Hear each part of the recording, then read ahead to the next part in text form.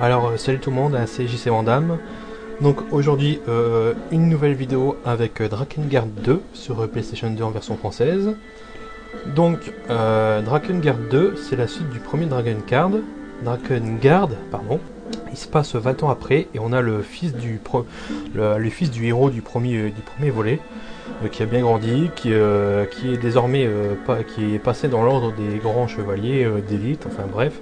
Et il doit protéger 4 sceaux qui sont disséminés un peu partout dans le monde. Et si les 4 sceaux sont détruits, et ben normalement le mal devrait déferler sur le monde, hein, comme d'habitude. C'est un scénario assez bidon. Donc on passe un peu sur le scénario, on va passer sur le jeu. J'ai déjà fini le jeu une première fois. Alors quand vous recommencez une sauvegarde, enfin une nouvelle partie avec la sauvegarde précédente, vous conservez tout ce que vous avez débloqué, mais vous êtes obligé de jouer le jeu dans une difficulté supérieure. Vous pouvez pas rejouer dans le jeu, enfin une nouvelle partie avec tout ce que vous avez débloqué dans n'importe quel niveau de difficulté. Ça sera forcément dans une difficulté supérieure. Ça c'est un peu bidon de la part des développeurs, ça à mon avis pour encore rallonger la difficulté et rallonger la durée de vie du jeu. Donc là on est sur la carte, là je suis dans ma deuxième partie, je suis arrivé au chapitre 4. Vous pouvez aller dans les villages par exemple pour acheter des armes. Il y a plusieurs armes dans le jeu, il y a plusieurs personnages, vous en compterez 4 maximum. Il y a plusieurs armes par personnage, vous pouvez les améliorer, hein. Chaque arme a 4 niveaux. Alors pour améliorer les niveaux, c'est simple, hein, vous tapez le plus possible avec, et l'arme monte en niveau toute seule. Voilà pour les armes. Vous pouvez vous équiper d'objets pour être plus rapide ou plus puissant, ou augmenter, enfin faire diminuer vos dégâts. Enfin bref, et il y a aussi des missions uniques. Donc le jeu, tous les dialogues sont en anglais, hein, et tout le reste est en français. Donc c'est la première mission du jeu.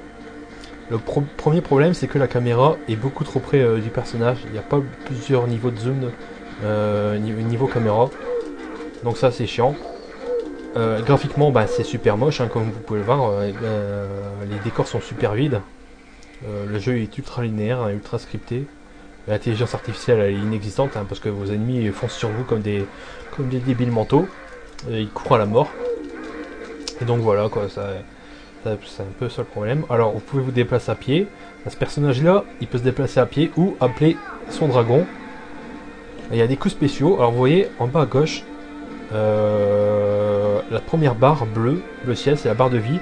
La barre violette, c'est une barre de magie. Et la barre rose, c'est la barre de spécial. Il y a 4 niveaux de spécial. Là, je peux en faire qu'un seul.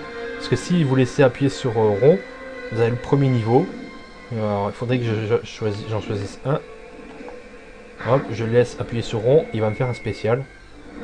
Si ma barre était remplie à 4, a été remplie au maximum, il aurait pu faire un super coup spécial. On peut en loquer plusieurs, puis hop, vous voyez, il n'y a pas de problème. On peut changer de personnage. Quand vous recommencez une partie avec votre ancienne sauvegarde, vous avez 4 personnages disponibles dès le début du jeu. Vous changez votre arme, et votre personnage change automatiquement. Alors le jeu est super gore, hein, je vous le dis tout de suite. C'est pas conseillé aux plus jeunes.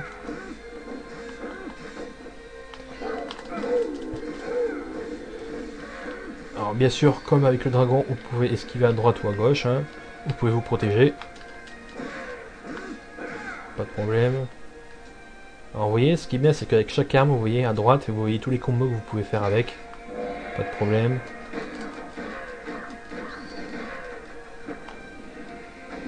Alors chaque personnage et chaque arme a son coup spécial différent.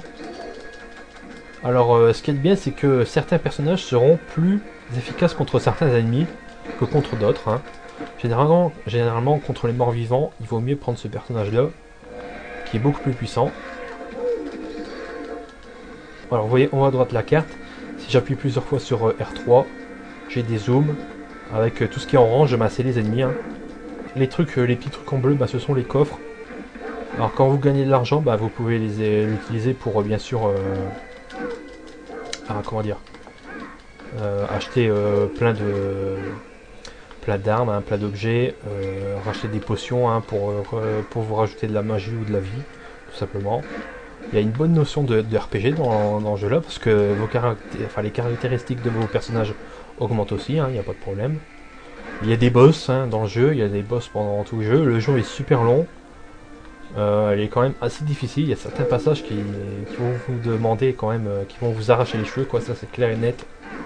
En tout cas, les cinématiques en images de synthèse sont quand même super belles. C'est déjà ça. Le doublage anglais, ben, il est correct, hein, mais c'est un doublage anglais, c'est pas américain. Ça se voit bien que c'est des acteurs british. Hein. Ils ont l'accent londonien, mais là c'est clair et net, quoi. C'est des purs british les mecs, quoi. Mais ça va, quoi. C'est bien dans l'esprit du jeu, hein, bien médiéval, fantastique comme ça, quoi. Enfin, pour résumer, ben, graphiquement, vous l'avez vu, il n'est pas super génial, malheureusement. Niveau animation, c'est correct. Vous avez plein d'armes à acheter, plein d'armes plein d'armes secrètes à découvrir. Le jeu est long, il est difficile. De superbes cinématiques en 3D, enfin les cinématiques faites avec le moteur du jeu, elles sont pourries, mais les cinématiques en images de synthèse, elles sont vraiment très jolies. Alors là, c'est des demi-boss, enfin on va dire, c'est des sortes de demi-boss, quoi. On va les appeler comme ça. Le jeu est bien sanglant. Comme je vous ai dit, ouais, plusieurs armes. Il y a 4 personnages à contrôler. D'ailleurs, je vous ai montré tous les personnages. Moi, je l'aime bien celui-là. Il est quand même bien super bourrin avec sa faux.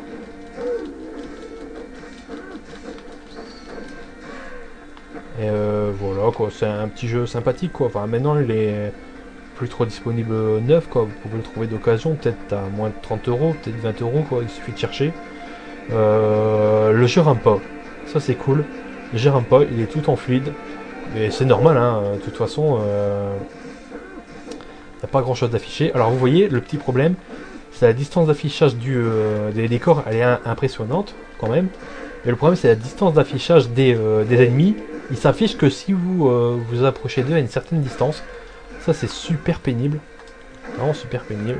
Ça c'est la PlayStation 2 qui a ses limites malheureusement.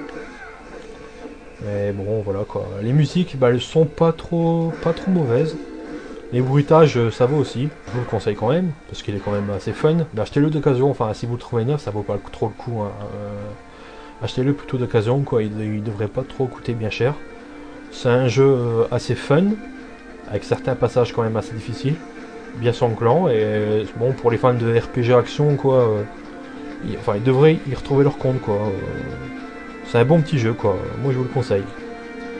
Donc sur ce, bah moi je vous laisse. Et n'oubliez pas cette phrase mythique. I love the Power Glove. Ça fait mal.